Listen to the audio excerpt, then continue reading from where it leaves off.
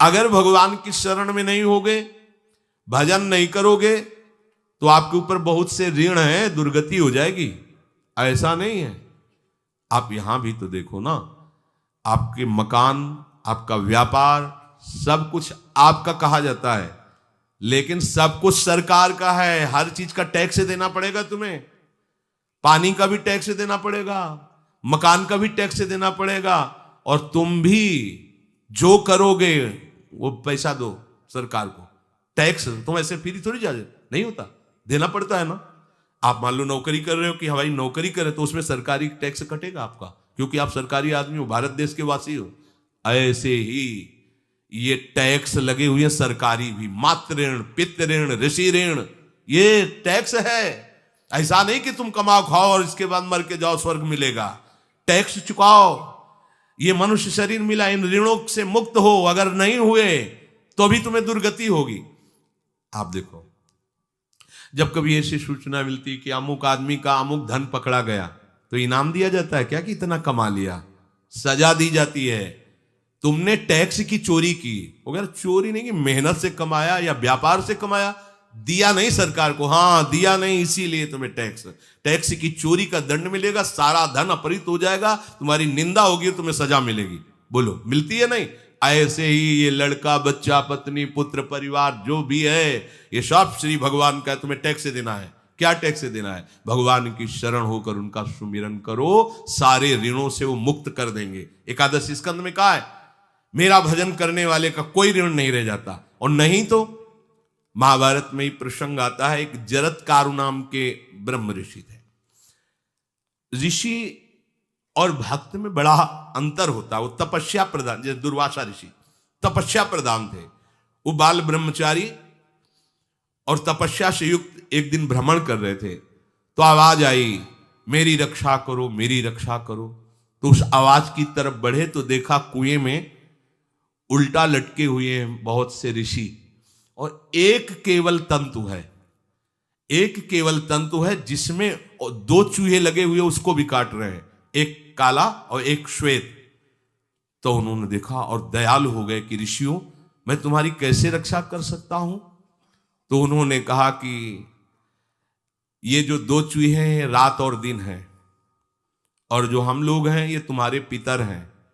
ये चूहे तुम्हारी आयु को काट रहे हैं, एक तंतु हमारे कुल में केवल तुम ही हो, और तुमने तपस्या की ठान ली, ब्याह किया नहीं, गृहस्थ धर्म में गए नहीं, पुत्र हुआ नहीं, तो तपस्या में, भक्ति में एक दम है कि सब ऋणों से मुक्त कर देगी। ये बात ध्यान रखना, तपस्वी अलग है, भक्त अलग। इसलिए पीछे चर्चा आई थी कि तपस्वियों से भी अधिक, ज्ञानियों से भी अधिक, कर्मकांडियों से भी अधिक वो मेरा भक्त योगी होता है। तुमने तो ब्याह किया नहीं, तो अब ये तंतु रात दिन तुम्हारे जीवन को काट रहे हैं, जहां तुम खत्म हुए हम सब नरक में गिर जाएंगे। पितरों ने कहा, तुम पितर ऋण से युक्त हो, मुक्त तभी होगे जब ऐसा करो। वो दृश्य खत्म, अंतर ध्यान हो गया। वो बड़े दुखी हुए कि क्या करें। तो उन्होंने मन में निश्चय किया कि एक ब्याह तो करूंगा पितरों के उद्धार के लिए। इतने बड़े तपस्वी हैं जरत्कारु जी, बड़ी महिमा है, लेकिन बात यहां फंस गई, पितृ। उन्होंने मन में निश्चय किया कि कोई आके अपनी कन्या दे दे और उसका भी नाम जरत्कारु हो। मैं बिल्कुल भरण पोषण नहीं करूंगा, और कभी हमसे कोई प्रश्न ना करे। ऐसी अगर कोई कन्या देगा तो मैं स्वीकार कर लूंगा। अब ऐसे ना नगर जाना है, ना किसी से बात करनी, तो वृक्षों से कहते, अपने पितरों के उद्धार के लिए मैं चाहता हूं कि कोई पाणी ग्रहण संस्कार करा दे, कोई हमारे नाम की कन्या को दे दे, और ऐसा ऐसा व्रत है।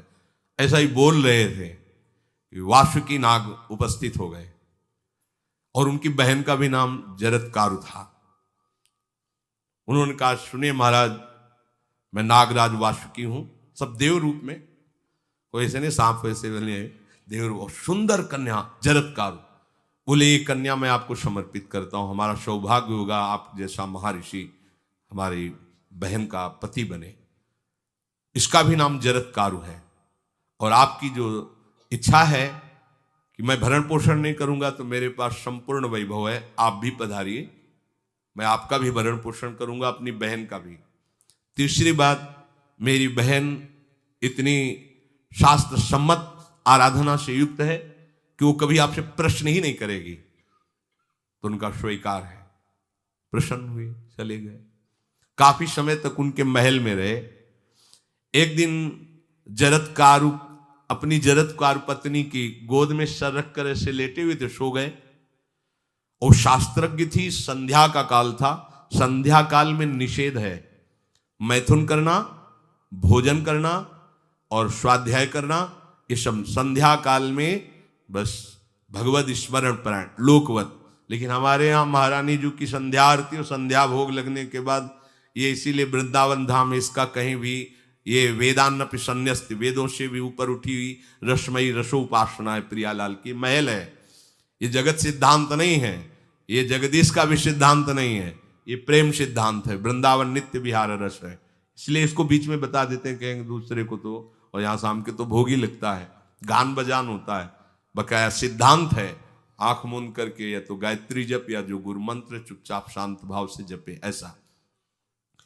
अब वो इस चिंता में थे कि मेरे पति का धर्म जा रहा है और मैंने आज तक कुछ बोला नहीं अपने पति से। अगर बोलती हूं तो हो सकता है ये नाराज हो जाए और छोड़कर चले जाए।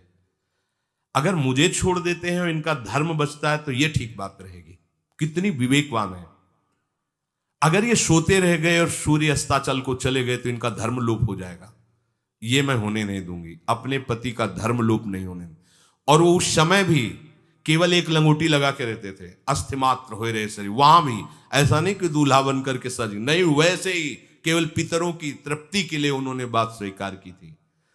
उन्होंने कहा महाराज उठिए, संध्या का समय है, शास्त्र निषेध करता है इस समय सोना नहीं चाहिए, नहीं आपके धर्म का लोप हो जाएगा।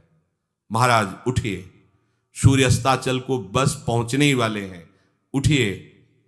उठे एकदम लाल आंख करते हुए, तुमने हमें टोका कैसे, तुमने हमसे प्रश्न कैसे कर दिया, मैं अभी तुम्हारा त्याग करता हूं। बोले स्वीकार है, आपके धर्म का लोप ना हो। कहीं सूर्य अस्ताचल को चले गए, आपने अर्घ नहीं दिया तो जीवन भर की आपकी उपासना में कलंक लग जाएगा कि आपने संध्या काल में शयन करते हुए सूर्य आराधना नहीं की, आपके धर्म का लोप हो जाए। बड़ा सूक्ष्म धर्म का विषय। तो उनका सूर्य की ताकत कैसे कि मैं सोता रहूं और वो अस्ताचल को चले जाए, ऐसे महात्मा थे। का सूर्य की ताकत कैसे, भगवान व्यास देव जी ने लिखा है, किसी कहानी की बात नहीं। सूर्य की सामर्थ्य कैसे है कि मैं अर्घ ना दूं और अस्ताचल को चले जाएं, सूर्य तब तक रुके रहते जब तक मैं सोता रहता। पर तुमने टोक दिया, अब मैं चला। जब चले तो उन्होंने कहा हमारे गृहस्थ धर्म का जो फल होता है, आपके पाणी ग्रहण स्वीकार का जो फल होता है, उसको बिना दिए आप कैसे चले जा रहे हैं। तो उनका आस्ति वो है, चले गए। उसी से आस्तिक मुनि का प्रादुर्भाव हुआ और उन्होंने आगे बड़ा चरित्र है उनका, आस्ति, तो उसी से नाम रखा आस्तिक। आस्तिक उन्होंने जन्मेजय की यज्ञ को बंद किया। आप सोचो, एक पितर की तृप्ति के लिए उनको ये सब करना पड़ा। और श्री हरिशरणम और निरंतर भजन, तो मातृण, पितृण, देवऋण, ऋषि ऋण, सब ऋणों से उपासक मुक्त होकर के परम धाम को जाता है। एकमात्र भगवदास है। पर ये मूढ़ जन इस बात को नहीं जान पाते हैं।